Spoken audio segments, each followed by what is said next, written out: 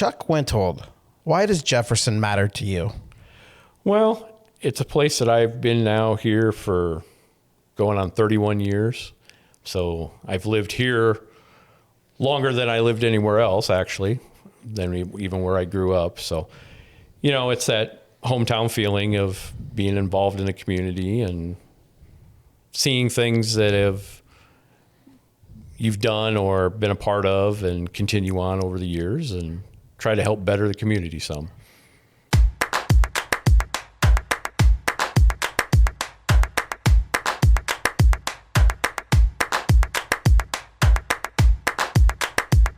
Welcome back to another episode of Behind What Matters. I'm Matt Wietrich, Executive Director of Jefferson Matters, and we're very excited to be welcoming Chuck Wenthold with us today. Before we get into knowing Chuck and talking all about Cruisin to the Square and hearing all about that, I want to let you know today's episode is brought to you by two different sponsors today. We're very excited about that. So today, our episode is brought to you by Interpretations Music Studio by Sheila Pound, located here in Jefferson. Stop in for early rhythm building and theory performance. This is a great place for piano lessons, vocal coaching, and more. Learn more on their Facebook page at Interpretations Music Studio. So thanks to Sheila Pound. We're also grateful for the support of Krieger's homegrown wood-fired pizza at Green Goods Market and Greenhouses right here in Jefferson. So join them every other Sunday from 4 to 7 p.m. for artisan wood-fired pizzas made with fresh garden-grown ingredients. And the next Pizza and Pedals is July 26th. It's family-friendly, plenty of parking, and a play area for kids. There's tables and chairs provided as well. Reservations are recommended, so visit greengoods.com. That's greengoods.com, and click the Pizza Events tab, or give them a call at 515-386-8164 to reserve your spot. And I have tried some of that pizza. It is delicious. So thanks to our sponsors today. All right, Chuck. So before we get into talking about the car show, let's learn a little bit about you. What are some things people maybe don't know about you? What would people be surprised to know? What do you think? Part of it would be the passion for cars is from a very early age.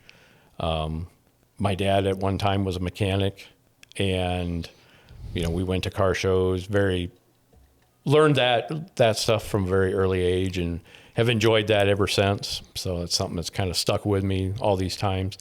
And the fact that, I do 90% of all my own work on stuff, of the variety of vehicles that I have and stuff. So very hands-on person, probably partially from that being instilled at a young age. So that's probably the biggest thing.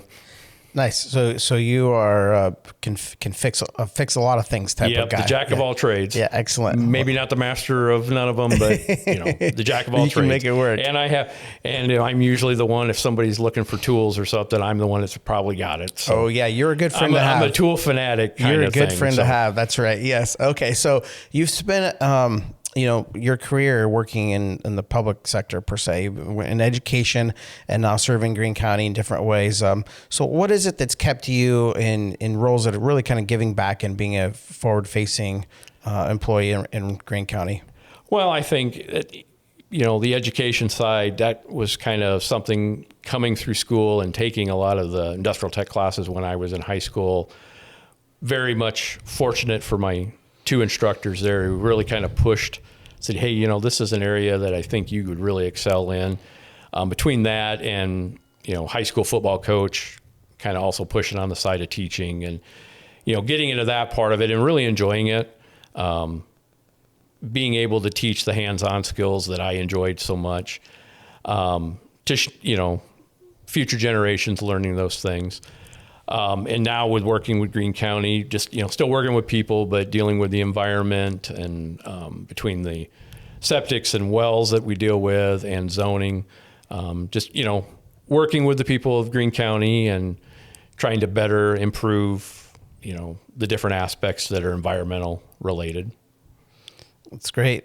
What is it about your current job that you like the best, would you say? I mean, tell folks your title too. Well, my main title is Environmental Health and Zoning. So I deal with water testing.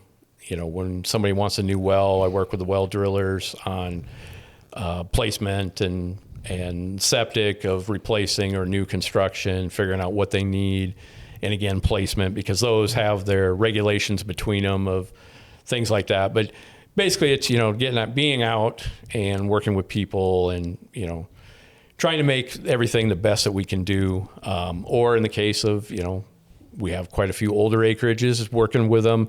They may have an older well, but what can we do to improve that well, improve their water quality? A lot of times we can do things with the well, even though it's an older well, we can make some improvements to make it be a little bit better and safer for the homeowners.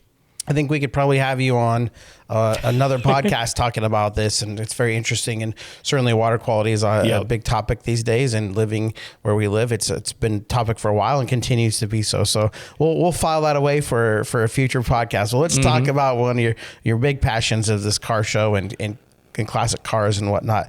So originally, we called our car show here in town Hot August Nights, and then Hot August Night, I think it went to.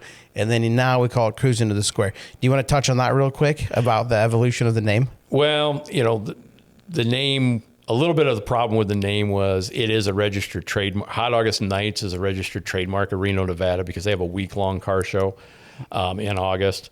So, we kind of concentrated on just dropping the S, but they still were not the most happy with it. So Cruisin to the Square was another part that we kind of used with it, that it was Hot August Night, Cruisin to the Square. And where some of that also came from is way back when I first started helping with this, there was something on all 4 Thursdays in August.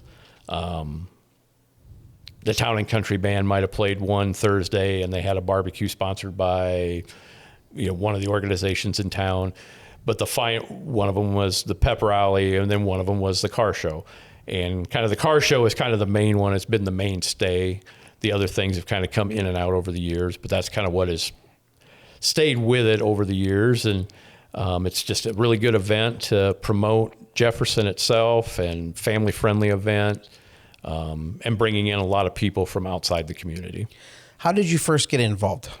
Well, actually, and it's kind of funny because one of our awards is a memorial to this person. Jerry Deliri, who is a longtime car person, always went to car shows and stuff and helped kind of promote. He was, at the time already, he was retired, so he would take the flyers and go to car shows and hand them out, go to hanging them up at different places and stuff. And he made the comment, hey, come on up here, come up to the meeting, and if you want to help out or something. And that's turned into a 16 years now of being involved in this. So what I'm hearing is you were directly asked to help. Well, I don't want to say help, but hey, come on up and to be involved. You would enjoy this. Yeah. I think you would enjoy this, and and I do. I mean, it is. Well, and that is the most effective way. So let me pause and say, everybody watching, we would love to have you involved in a Jefferson Matters event somehow or another. So let us know if you'd like to be involved. You don't have to be as head of something like Chuck is, but what is it about the car show that you think people maybe don't know as far as the planning of it or the work that goes into putting an event like this on? A lot of it is the background ahead of time. We've got we have the great team over at the Jefferson Matters office to help with, getting the flyers designed and printed. But, those have to happen kind of early in the year to get them out. We pass those out. I usually try to pass those out as many car shows ahead of time as we can. And it's just the behind the scenes things, things like, we've got to have the porta potties. We got to have everything for the barbecue. Do we have the tents? Do we have everything for registration? And, it's the little things behind the scenes. And it's not, we've kind of all as a group done it enough times. We kind of know, but it is good to double check with each other a little bit to make sure. But there is a lot of little things behind the scenes. It's nothing real major, but it is a little time consuming at times just to get things going. To me, the one that stands out the most is what you mentioned is the shows you go to. Yeah. And that's probably one of the most effective ways we have at reminding folks this is going on. And can you tell us a little bit about, I know when we make those and get them to you, but can you tell folks a little bit about when you start distributing those and about how many other car shows you attend? And is it you're taking one of your vehicles too? Yeah, we usually go to different shows. Usually by the time we hit this one, we've been to probably 5-6 shows. And it seems to be, it's kind of the old school thing of, with social media and stuff, that's another avenue, but the car show world is kind of multi-generational.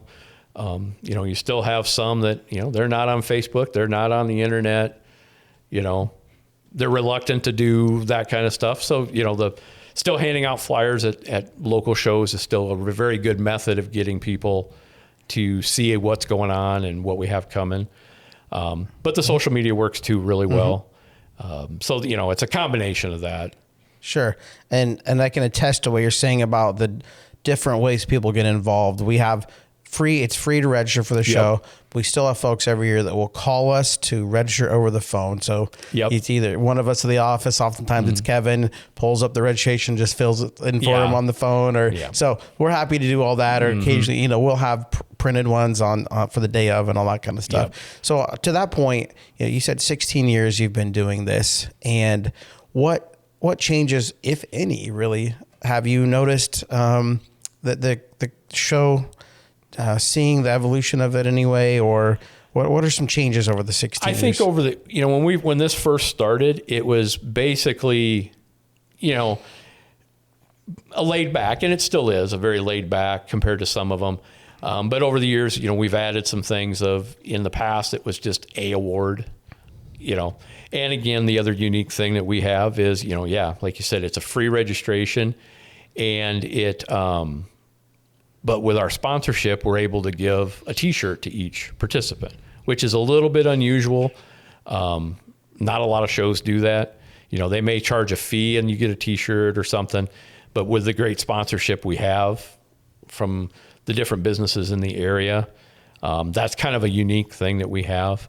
And there's a lot of them that, they're very up and want that T-shirt because they've got every single one of them for all these years. And if you walk around, you'll see there's a few of them that have turned them into quilts, so they have every T-shirt front on there for their quilt.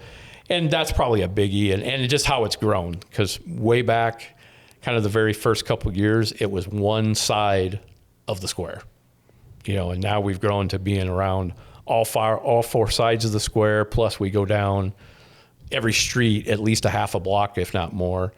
So like the very kind of the year before I really got involved, it was only, 25, 30 cars, but over time, we've been up over 300 before. So it's being on a Thursday night, it's a little different too, compared to traditionally they're on a Saturday or a Sunday, sometimes a Friday night, but being a Thursday night and getting that many people to come out on a Thursday, and there's people that take Thursday off. They're up here, some of them are up here by noon, and they go and walk around the square and stuff. And we're always grateful that all the businesses are open and, the food establishments, so they can come early, get a bite to eat, and walk around and see what Jefferson has to offer. Yeah, we certainly love the economic development side of this, of course. And you said the numbers have been over 300. What are we averaging the last few years, and what do we expect? We're usually in that 250 range. Which is great. Is great. It's very, there's shows out there that are way bigger, but it's a little different. Obviously there's always the big one in Des Moines with the Good Guys show, but that's put on by a national group, and they put on, 15 shows a year around the whole United States. So, and then there's some here in Iowa that are really large ones, but they include car cruises and a lot more to it. It's more of a full weekend kind of thing. But for what we have, the size of community and what we bring in, it's a very, I want to say it's probably in the top 15 of attendance in the state. Yeah, I think that's a very respectable number. And when you factor in it's a Thursday, like you said, that's great. I bet there's not a lot of Thursday shows around the state, and certainly probably not many that average 250. So I'm curious, if you could wave a magic wand and you had your druthers, as we say, what would be something you'd love to see with the show happen, or a big dream of yours about this show? I don't know. I mean, it seems to be very successful in what we've got. I mean, I don't know. We've had discussions before of, do you move it to Friday night? Would that help? I don't know. I think we have a kind of our unique niche, and it seems to be working, seems to be successful. There's always the thing, it could be bigger, but that's going to bring other headaches in and we've had that happen sometimes where we weren't able to maybe secure enough parking, and all of a sudden now we've got a square full of cars. We got cars parked down the middle. We've got them, triple stacked in corners and stuff, which makes it hard if something happens emergency wise. So, it's always that thing of, I think I kind of feel comfortable where we're at, the number, and maybe a little bit bigger would be great. I don't know. It's just kind of hit or miss because, again, what we called it before, being hot August night, you never know what the weather's going to be. We've been very lucky that we've only had to cancel it once. And at that time we didn't have a rain date.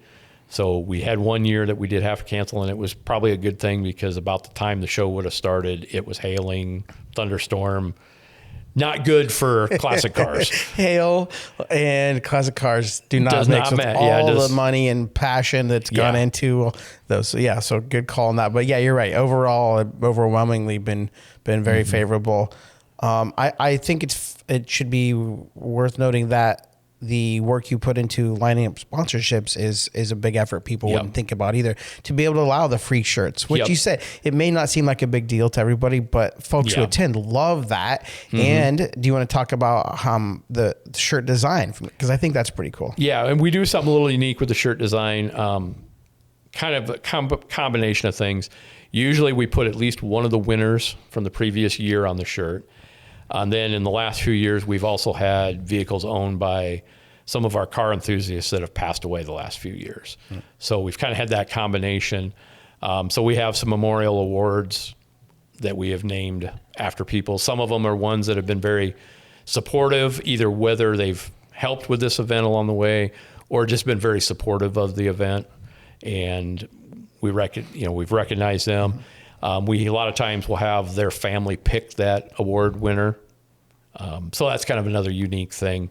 And in other cases, our sponsors will pick the award. And that's kind of grown from just being one award to, I believe this year we'll have 12, including some other ones that, we involve our local action club.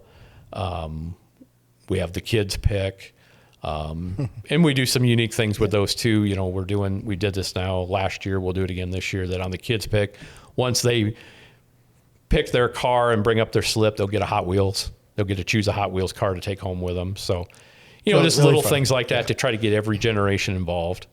Yeah, I love that. It's really fun. And I love the personal touch of the different awards, and that you keep growing it. And two shout out to Jen Badger at Shine On. She does a great job helping with putting design the shirt, putting the logos together and helping make the shirts. And so great with that. And I think you got Tim Buns involved last year and helping make the trophies. Make the trophies. Yep, sounds great. We've been 3D printing trophies.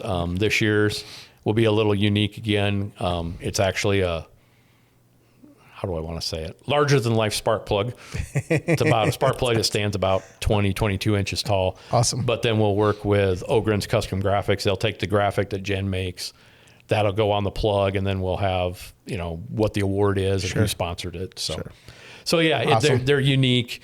Try to do some unique awards. We went to last year, we had a 3D printed piston with a clock in it. In the past, we've done actual real engine pistons with clocks in them. We've done laser engraved awards. So, we come up with different ideas each year. And that's another thing, is just to try to come up with something that's maybe a little different than the traditional trophy. That's fun. I want to know, is there anything, as you reflect back with our show, any year, or is there any certain memory that really kind of stands out as a favorite? That's asking a lot. That's a wide swath. One thing I would say is, we have this open to everybody. So, there's no, we want it to be an enjoyable family night for anybody. So we get some cars that maybe this is the only time they come out because they don't feel like it's really a car that should be at a car show. But we have that, hey, bring it out. It's no big deal. Just bring it out, park it up around the square, enjoy the night with your family, enjoy talking to other people around. We've had multiple times now vehicles that have been, like I mentioned before, the Good Guys Show in Des Moines. They are winners at the Good Guys Show and qualified for maybe best truck on their side, which means they compete against the other 12 to 15 that are awarded around the United States. So, I mean, what we've had here, we've had everything from, hey, it's somebody's Sunday car to go get ice cream to, award-winning vehicles that are at our show. Perfect lead into my next question of, is there a vehicle or of any sort that really stands out in your mind, like a favorite or unexpected that has come to town? It's kind of hard. That's a hard one too, but Yeah. We've had everything. There's some gentlemen up in the Laurelville area that have a 57 Chevy limousine that was custom built. That's been here before. Like I said, we've had some that are actually Good Guys winners. We've had a couple years ago, and I can't remember what it was. I mean, it was what I call a classic, under the kind of the Duesenberg style car, the brass era car is what they call it, that was here. I mean, from Des Moines. So seeing those cars come to a show like ours, I mean, those are cars that would be at like a concourse type show that are here. So, it kind of says a lot that, hey, they're willing to bring it to a show like ours. Get some clout, right? Yeah. For people to see it. Yeah. Yeah. That's really cool. All right. So thinking like the culture of classic car shows, what is it do you think about these shows that really brings people together?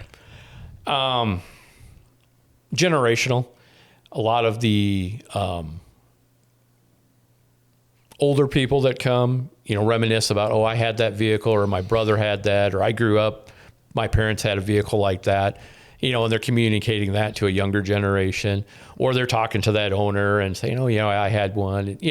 That conversation happens a lot at car shows, and I think that's a really big one. And then being able to have, being a family friendly, you get the younger kids that maybe see something, get excited about it, and may down the road, look for a car like that, or, thought that was neat that I saw that one, and different things like that. And you get a lot of them, they're taking pictures by cars. You even have some owners that will, let young kids sit in the car in the seat and, take pictures. Mm-hmm. So, and we've had some other specialty ones. We've had some guys that are drag racing or, racing ones that have brought cars too. And that's always, just the different aspects of everything that's involved around it. I really appreciate the variety of types of vehicles and number of wheels and all the things we see. And we'll have everything. We'll have everything from motorcycles, our cars, trucks, tractors. We've had some of the older restored semis. And then on the car side, it's everything from a Model T to, the newer Challengers and Mustangs and things like that. So it's a little bit of everything. Mm-hmm. What about for non-car people who are curious and they show up to our show? What is it you hope they maybe get from walking around and attending? Just the enjoyment and, to be able to talk to people about the cars and, and just see what's out there. And again, it's a little bit of everything. So, I mean, you don't have to be a, hundreds of $1,000 car, They can be very simple and be, a fun car. A lot of it is the things that are something that's a little different, something you don't see very often. And we get a lot of those where it's something that, never or didn't know that existed kind of thing. What percentage of cars would you say have had a fair amount of work done to them versus, they've been parked inside since day one or rarely used, I would say, versus a restoration I would say probably 20% are original. And the only reason I say totally original is original everything other than the maintenance. But, you'll have a lot of them that have had repaints over the years, and that might be it. Some bodywork repairs. So I'd say it's like an 80-20. 20 are totally, whether it's something that they bought in high school or their parents bought and they kept it, they get it out every so often. Sure. Again, go get ice cream on a Sunday or, take the grandkids out for a drive or whatever. So overall, there is a lot of labor of love on display. Oh, yeah. Yep. Yeah, there's a lot of time spent on these. It's very much pride in the owner of having that vehicle and being able to show it off to other people. You've dedicated a lot of years to this event. Why is it important to you that it continues? I think it's a great way to show off the community, show people what's here. And funny thing, it's happened multiple times is, husband and wife come, they're here, first time here, and they, walk around the square and stuff. They may not be able to purchase something at this event just because they can't maybe haul it in their vehicle or, something, but we get a lot of, hey, we'll be coming back. We didn't know this was here, or we didn't realize you had all this here, just the different things that are going on and the businesses we have and the types of businesses. And, they're familiar maybe that, we do have the bell tower, but, don't know a lot about it and didn't realize, oh, hey, you can go up into the observation tower, because it's always interesting after the show how many pictures you'll see posted on Facebook of somebody took a picture from up there looking over the show and, the cars all around and stuff. So I think it's the biggest thing is, highlighting the community, highlighting what we've got. And as we have more businesses that are focused towards, I don't want to say entertainment, but to people, as the public house and different more eating establishments and some of the future ones and the mercantile and, things like that are going to be good things. And we have some unique things, and that's what a lot of people say that, oh, you have that unique store, or you have this and quilt store, things like that some of the ladies may know is there. Sometimes they don't know is there. So, and that is exactly why we do the poker walk. Yep. Poker walk's a great example. That gives the participant a card. They have to go to different businesses, draw a card, and then best poker hand wins some mainstream money, we call them these days. Yep. Yeah. Some money to go back and spend. Yeah. And hopefully spend it at one of those stores. And the big thing out of that is that they get them in the store. And what we've told the store owners is they may not buy something today, but now they know what you have, and they'll come back. And we haven't officially tracked it, but it seems like they do. We know what they do. Yeah. Yeah. They've come back and they've, and I've had some of the business owners say, oh yeah, hey, we had quite a few of these people, these ladies, they're here with their husbands for the car show, but they come back together later on as a group, and visit these businesses and, come on a day and get something to eat somewhere and make their ways around the square.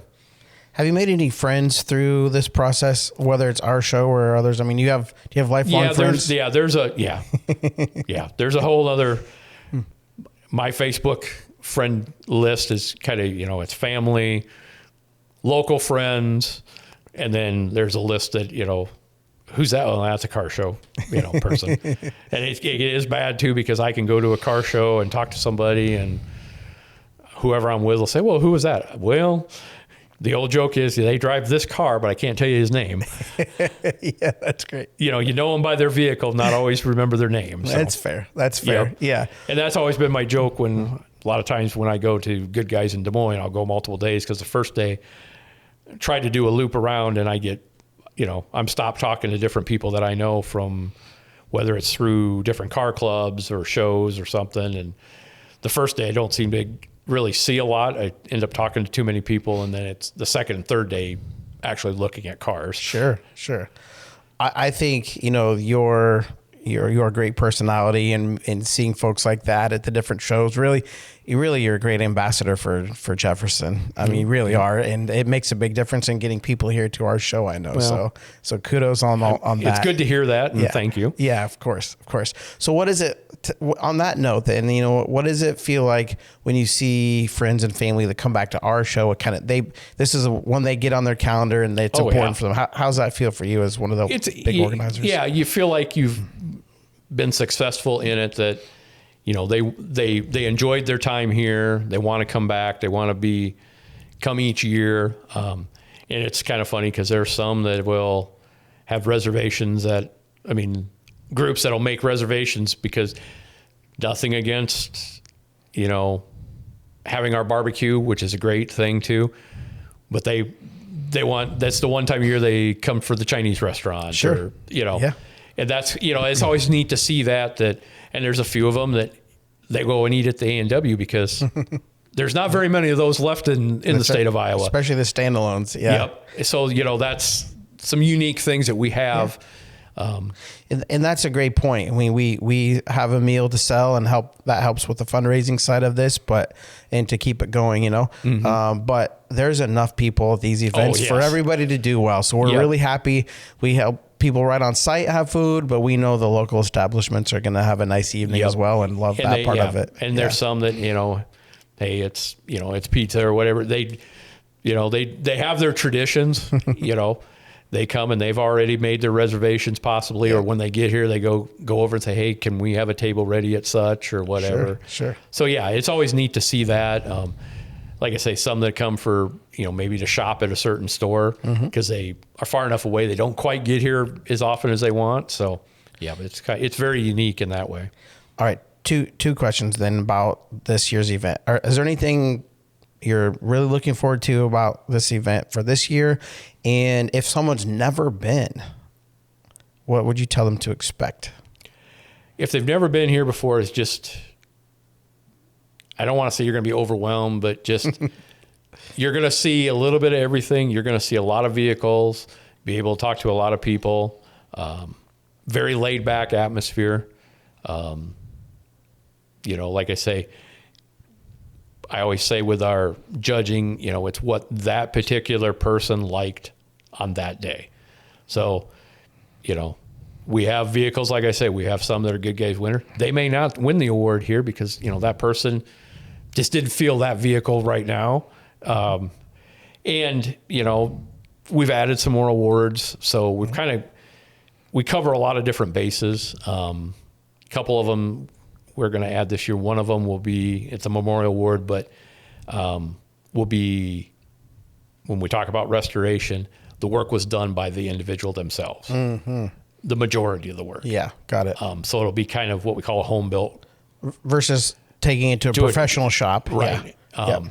So we have in the memorial, and the gentleman for that's what, him and his son did that. They did all their own work and everything. So that one's kind of in that manner of, it'll be the home built hot rod, whatever you want to say. Basically, I've got a checklist that they can check off to say they did this, this, and this, Sure. To kind of show the gentleman that's going to look at them and say, okay, yeah, they did all this, and look at the quality of work and everything like that. So that'll be unique and just a little something different. That's neat. And that's probably one of the things you're looking forward to for this year is that new award. Yeah. Great. Some of those new awards. Sure. Okay. So some quick hitters to wrap up here. If you could own any classic car yourself personally, what would it be? Do you have a dream one? Well, I think I've semi-fulfilled that this last year. So we will see that, I presume? Well, I had it here last year. Okay. So got it. Okay. Excellent. Semi-dream car is. It's a little bit off of what I wanted when I was growing up, but I spent many years, actually as early as probably 12, 13, trying to find a 67 or a 68 Mustang. My dad and I, and that's pre-Craigslist, pre-marketplace, that was Sunday Des Moines Register, going through, finding them, driving all over the state of Iowa looking for them. Never just really found the one we liked, or, they either needed more work or they were too expensive for, what I had saved up at that point. Had had gotten it. I'd ended up having a different classic car in high school and stuff, and got rid of when I went to college. But about a little over a year ago, I was able to find and bought a '68 Mustang convertible. So, has there been a choice color for you? That you it wasn't really a dreamt choice of? color, but it is bright red. Okay. So it's unmistakable. Nice. You're going to know it when you see it. It's a bright red one. It's got the chrome wheels. It's got a little bit of the stance from what it probably would have been, especially if I would have had it in the mid 80s into late 80s when I graduated high school. So I have that. And then I'm quote unquote car hoarder because I have a couple other ones. I mean, we have a 2003 Monte Carlo that we've done road trips with. We've been on Hot Rod Power Tour 4 times with that car. The nice thing with that one is it's a little bit, being newer, I can pull into any Chevy dealership if something happens. And when you're down in Mississippi or Louisiana, that's kind of a good thing to have in the back pocket in case something does happen. So Sure. If you mentioned sort of the clout of having some of those bigger show winners come here. Is there a vehicle you would always hoped would show up that hasn't yet? Like, ooh, that would be a big deal. Probably if there was ever, we've had recreations, but if we ever had a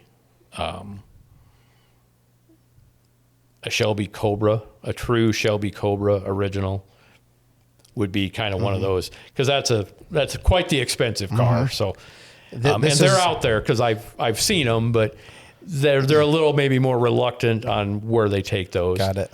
I mean, we've had recreations, and the recreations are wonderful, but you know, I've actually been to the Shelby Museum in Las Vegas, and you know, I've seen some of those up close, and you know, that kind of be one of those to have something like that, or you know, those kind of things of, you know, that's some muscle now, right? I mean, Yeah. this is a this is a 2-seat, basically race car on the street. Okay. All right, that's great. All right, easy one. Manual or automatic? Everything we have is automatic. Well, I shouldn't say that. I have one manual, so lean towards the automatic just because sometimes it's a little easier to cruise in the automatic as opposed to as a manual. But I do have one manual. How about this will be our last one then. A favorite road trip you've taken with one of your classics?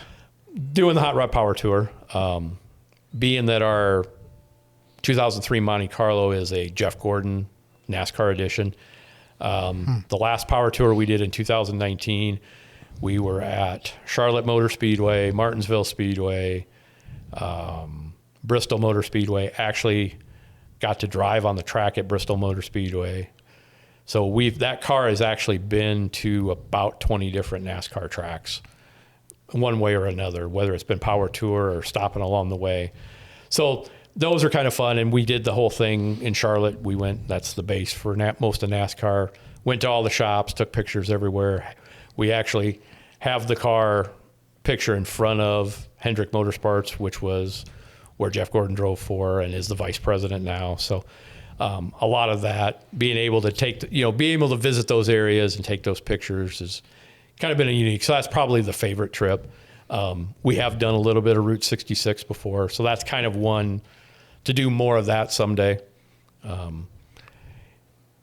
We've been out to the Black Hills, but we've never taken a car out, one of those out there. There's a Mustang rally out there. So, I mean, there's some things down the road that we want to do.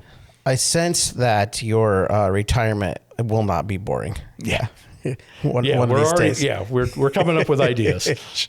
I have no doubt. Well, I will say, we are so fortunate. I love the fact that we know this event is coming up, and that between you and Pete Bardole and Jill Morton, you guys know this. You have it. You've got the passion and knowledge and the connections that you've got, and Pete too, and Jill's very passionate. So it runs so smoothly every year, and it's good. Yeah, we've worked together for so many years, but if anybody wants to come in and join, hey, we're more than welcome to accept any more help. Absolutely. We always welcome folks to help serving the meals and registration and all just the in good general. things. Yeah. Yeah. We absolutely welcome folks, and there's a t-shirt in it for you too. Yeah. So one of the things that kind of struck me when we were talking about the stories and the history and the people looking back, and really the Main Street program itself is based in historic preservation. Yep. So when we talk about usually about buildings and structures, we talk about that, but certainly there is a value and component to the vehicles of these eras too that we're talking about restoring. And so it's really cool to have that down in our historic Main Street district and Great American Main Street winning downtown, and seeing these beautiful vehicles and award-winning vehicles and all the love and passion that investments and of all sorts that go into to this. And so, gosh, thank you for all the insight. Thank you for 16 years of volunteering for this project, and hopefully 16 more, at least. And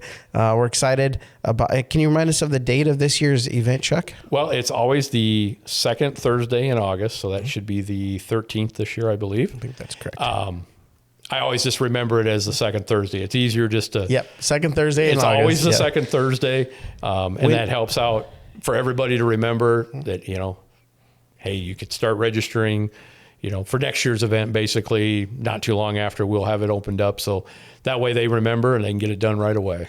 And when should folks start coming downtown if they want to see the show? We'll have the square blocked off at noon to start parking cars. Probably, 5, 6 o'clock is where the majority of the cars will be here. They'll be rolling in, though. You'll see them all afternoon coming in and trying to find that prime spot. Oh yeah, that east side with some shade is always the first take, and it feels like, right? Yep. Yeah. Well, Chuck Wenthold, thanks again for your time. Really appreciate the insight, and again, all you do for the event. So come downtown the second Thursday of August. Put that on your calendar. Make sure you share this with all your car-loving friends, your classic car friends.